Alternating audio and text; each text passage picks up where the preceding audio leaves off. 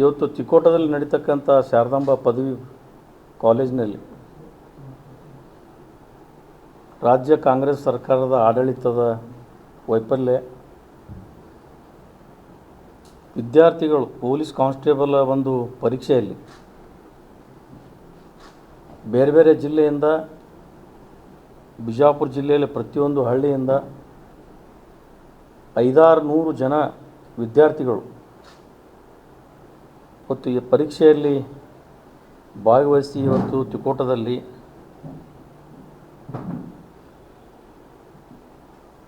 ನೇಮಕಾತಿ ಪರೀಕ್ಷೆ ಯಾವ ರೀತಿ ನಡೀಬೇಕು ಅನ್ನೋದು ಇಡೀ ಜಗತ್ತು ಜಾಹೀರಾತು. ಸಂಪೂರ್ಣ ಹಾದಿ ತಪ್ಪಿ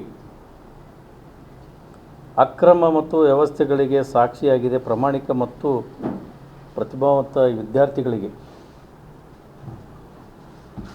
ಇವತ್ತು ಭಾಳ ಕಾಂಗ್ರೆಸ್ ಸರ್ಕಾರ ಭಾಳ ಅನ್ಯಾಯ ಮಾಡಿದೆ.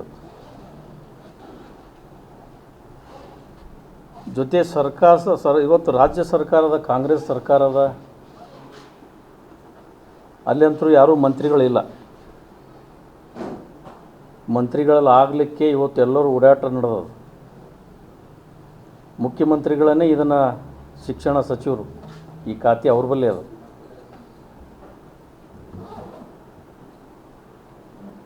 ಈ ವ್ಯವಸ್ಥೆ ಯಾವ ವಿದ್ಯಾರ್ಥಿಗಳು ಕಲೀಲಿಕ್ಕೆ ಬಂದ, ಅಭ್ಯಾಸಕ್ಕೆ ಬಂದ, ಯಾವುದು ಎಕ್ಸಾಮ್ ಬಂದ ವಿದ್ಯಾರ್ಥಿಗಳಿಗೆ ಲಾಠಿ ಚಾರ್ಜ್ ಮಾಡಿ ಅದರಲ್ಲಿ ಇರ್ತಕ್ಕಂಥ ಒಂದು ಕ್ವಶನ್ ಪೇಪರ್ ಕೂಡ OMR ಅದರ ಬಳಿ ನಂಬರ್ಗೂ ಅದಕ್ಕೂ ಏನೂ ಟ್ಯಾಲಿ ಇಲ್ಲ. ಅದರ ನಂಬರೇ ಬೇರೆ, ಇದರ ನಂಬರೇ ಬೇರೆ. ವಿದ್ಯಾರ್ಥಿಗಳು ಎಷ್ಟೇ ವಿನಂತಿ ಮಾಡಿಕೊಂಡ್ರೂ ಕೂಡ 10:00ವರೆಗೆ ಎಕ್ಸಾಮ್ ಶುರು ಆಗಬೇಕಾಗಿತ್ತು. 11:15 ತನಕ ಇವ್ರ ಕೈಯಾಗ ಏನೂ ಕೊಡೋಕ್ಕೆ ತಯಾರಿಲ್ಲ. ಆದರೆ ಎಲ್ಲ ವಿದ್ಯಾರ್ಥಿಗಳು ರಿಕ್ವೆಸ್ಟ್ ಮಾಡಿಕೊಂಡ್ರು ಕೂಡ ಯಾರೂ ಬಂದು ಕ್ಯಾರೆ ಅನ್ನೋತಕ್ಕಂಥ ಒಬ್ಬ ಯಾರೂ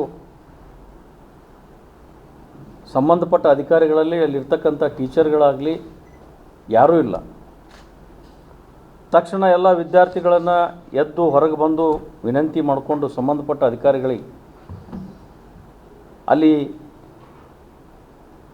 ವಿನಂತಿ ಮಾಡಿಕೊಂಡ್ರು ಕೂಡ ಅವರಿಗೆ ಎಕ್ಸಾಮ್ದ ವ್ಯವಸ್ಥೆ ಮಾಡಿಕೊಡಲಿಲ್ಲ. ಪರೀಕ್ಷಾ ಕೇಂದ್ರದಲ್ಲಿ OMR ಸೀಟು ಮತ್ತು ಎರಡೂ ನಂಬರ್ಗಳನ್ನು ಚೇಂಜ್ ಅದಾವೆ. ಆ ನಂಬರ್ಗೆ ಈ ನಂಬರ್ಗೆ ಏನೂ ಸಂಬಂಧ ಇಲ್ಲ. ಎಕ್ಸಾಮ್ ಹಾಲ್ನಲ್ಲಿ 250 ಹೆಚ್ಚು ವಿದ್ಯಾರ್ಥಿಗಳು ಪರೀಕ್ಷೆಯಲ್ಲಿ ಕೂತಾರೆ. ಹೊರಗಡೆ ಇನ್ನೂ ಎಷ್ಟೋ ಜನ ವಿದ್ಯಾರ್ಥಿಗಳು 300-400 ಜನ ತಿಕೋಟದಲ್ಲಿ ಇವತ್ತು ಎಷ್ಟೋ ಜನ ನಿಂತಿದ್ರಲ್ಲಿ. ಅಂಥ ಸಂದರ್ಭದಲ್ಲಿ ಅವ್ರು ಸಂಬಂಧಪಟ್ಟ ಅಧಿಕಾರಿಗಳು ಬಂದು ಅವರಿಗೆ ಅವ್ರ ನೋಡಿ ಚರ್ಚೆ ಮಾಡಿ ಅದನ್ನು ಸರಿಪಡಿಸ್ಬೇಕು, ಲಾಠಿ ಚಾರ್ಜ್ ಮಾಡಬೇಕು. ಇದನ್ನು ತಕ್ಷಣ ತಿಳಿದ ನಂತರ ನಾವೆಲ್ಲರೂ, ನಮ್ಮ ಮಂಡಳ ಅಧ್ಯಕ್ಷರು, ನಮ್ಮ ಬಸವರಾಜ್ ಅವರು, ನಾವೆಲ್ಲರೂ ಕೂಡಿ ತಿಕೋಟಕ್ಕೆ ಹೋದೆವು. ನಮ್ಮ AVP ಕಾರ್ಯಕರ್ತರು ಅಲ್ಲಿ ಅವರೂ ಬಂದಿದ್ದರು. ಒಂದು ಅಟ್ಲೀಸ್ಟ್ ಒಂದು ಸೌಜನ್ಯತೆಯಿಂದ ಇವತ್ತು ಪೊಲೀಸ್ ಅಧಿಕಾರಿಗಳಿಗೆ ನಾನು ಕೇಳಿ ಬಯಸ್ತೀನಿ. ಎಲ್ಲ ವಿದ್ಯಾರ್ಥಿಗಳು ಕೂಗಾಡಿ ನಮಗೆ ಅನ್ಯಾಯ ಆಗ್ಯದ ಎಷ್ಟೋ ಜನ ಅಳಕತ್ತಿರು. ಸ್ವತಃ ನಾನು ಎಲ್ಲ ಪೊಲೀಸ್ ಅಧಿಕಾರಿಗಳ ಜೊತೆ ಚರ್ಚೆ ಮಾಡಿ ಅವ್ರದ್ದು ಏನಾಗ್ಯದ ಕೇಳಿ ಅದನ್ನು ಸರಿಪಡಿಸೋಣ ಅಂತಂದರೆ ಪೊಲೀಸರು ಬಂದು ಲಾಠಿ ಚಾರ್ಜ್ ಮಾಡಿ ಎಲ್ಲರಿಗೆ ಕರ್ಕೊಂಡೋಗಿ ನಿಡಗುಂದಿ ಅಥವಾ ಆ ಕಡೆ ಎಲ್ಲೋ ಸೋಲಾಪುರ ರೋಡಿಗೆ ಎಲ್ಲರ ಕರ್ಕೊಂಡು ಹೋಗ್ತಕ್ಕಂಥ ವ್ಯವಸ್ಥೆ ಇದು ಪೊಲೀಸರೇ ಒಂದು ರೀತಿ ರೋಡ್ ಮೇಲೆ ಇಳ್ದಂಗೆ ಆಯ್ತು. ಯಾರು ಹೇಳೋರಿಲ್ಲ, ಕೇಳೋರಿಲ್ಲ. ಆದರೆ ಇವತ್ತು ನಮ್ಮ ಕೇಂದ್ರದಲ್ಲಿ ನಮ್ಮ ಸಚಿವರು ನೀವು ರಿಸೈನ್ ಮಾಡಬೇಕು ಅಂತೇಳಿ ಲಾಠಿ ಚಾರ್ಜ್ ಮಾಡಿ ಬೀದಿಗಿಳಿದು ಎಲ್ಲ ವಿದ್ಯಾರ್ಥಿಗಳು ಕರ್ಕೊಂಡು ಹೋರಾಟ ಮಾಡಿದ್ರು. ಅದರಲ್ಲಿ ಎಷ್ಟೋ ಜನ ಗುಂಡಾಗಳನ್ನು ಕರ್ಕೊಂಡ್ಬಂದು ನರೇಂದ್ರ ಮೋದಿಜಿಯವರು ನಮ್ಮ ದೇಶದ ಪ್ರಧಾನಮಂತ್ರಿ ಮನೆ ಮುಂದುಗಡೆ ಇವತ್ತು ರಾಹುಲ್ ಗಾಂಧಿ ಅವರು ಧರಣಿ ಕೂತ್ರಲ್ಲ, ಅವು ನೀವು ರಾಜೀನಾಮೆ ಕೊಡಬೇಕಂತಂದ್ರಲ್ಲ, ಆವಾಗ ನಮ್ಮ ಕೇಂದ್ರ ಸರ್ಕಾರದ ಮಂತ್ರಿಗಳು ರಿಜೈನ್ ಕೂಡ ಮಾಡೋದು. ಇವತ್ತು ನೀವೇನು ಮಾಡ್ತೀರಿ ಡಿ ಕೆ ಶಿವಕುಮಾರ್ ಸಾಹೇಬ್ರೆ? ಇಲ್ಲಿರ್ತಕ್ಕಂಥ ಜಿಲ್ಲಾ ಉಸ್ತುವಾರಿ ಮಂತ್ರಿಗಳು ಏನು ಮಾಡ್ತೀರಿ? ಈ ಎಕ್ಸಾಮ್ಗೆ ಎಷ್ಟು ಜನ ಕುಂತಾರ ಅಷ್ಟು ಜನ ಪೊಲೀಸರು ಅದಾರ. ನನಗನ್ಸೋ ಮಟ್ಟಿಗೆ ಇದರಲ್ಲಿ ರಾಜಕಾರಣ ಆಯಿತು.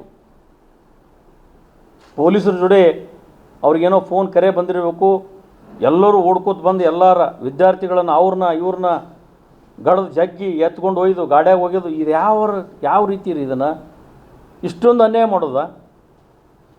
ನೀವು ಯಾವ ನಮ್ಮ ಉಸ್ತುವಾರಿ ಮಂತ್ರಿಗಳಿಗೆ ನಾನು ಕೇಳಕ್ಕೆ ಬಯಸ್ತೀನಿ. ನರೇಂದ್ರ ಮೋದಿಜಿಯವ್ರ ಬಗ್ಗೆ ಮಾತಾಡಿದ್ರಿ, ಕೇಂದ್ರದ ಸಚಿವರ ಬಗ್ಗೆ ಮಾತಾಡಿದ್ರಿ, ಈಗ ನಿಮ್ಮ ಬಗ್ಗೆ ಯಾರು ಮಾತಾಡಬೇಕು? ನೀವು ಇದಕ್ಕೆ ಯಾರು ರಿಜೈನ್ ಮಾಡ್ತೀರಿ? ಏನು ಮುಖ್ಯಮಂತ್ರಿಗಳು ರಿಜೈನ್ ಮಾಡ್ತಿರೋ, ಏನು ಉಸ್ತುವಾರಿ ಮಂತ್ರಿಗಳನ್ನು ರಿಜೈನ್ ಮಾಡ್ತಿರೋ? ವಿದ್ಯಾರ್ಥಿಗಳಿಗೆ ಅನ್ಯಾಯ ಆಗಿದ್ದನ್ನು ಸರಿಪಡಿಸ್ಬೇಕಂತಕ್ಕಂಥ ಭಾವನೆ ನಿಮ್ಮಲ್ಲಿ ಬರಬೇಕಲ್ಲ. ಇಷ್ಟೊಂದು ಕೀಳು ಮಟ್ಟದಲ್ಲಿ ಇವತ್ತು ವಿದ್ಯಾರ್ಥಿಗಳ ಜೋಡಿ ನೀವು ಆಟ ಆಡ್ತಿರತ್ತಂದ್ರೆ ನಿಮ್ಮ ಮನಸ್ಸಿಗೆ ಒಂದು ಸ್ವಲ್ಪರ ಏನಾದರೂ ಬೇಕಲ್ಲ. ಅದನ್ನು ವಿದ್ಯಾರ್ಥಿಗಳ ಜೀವನ ನೀವೇ ಹಾಳು ಮಾಡ್ತಿರಲ್ಲ ಅಧಿಕಾರಿಗಳ ಕೂತು ಯಾರ್ದೋ ಮಾತು ಕೇಳಿ. ನಾನು ಎಷ್ಟೇ ರಿಕ್ವೆಸ್ಟ್ ಮಾಡಿಕೊಂಡ್ರು ಕೂಡ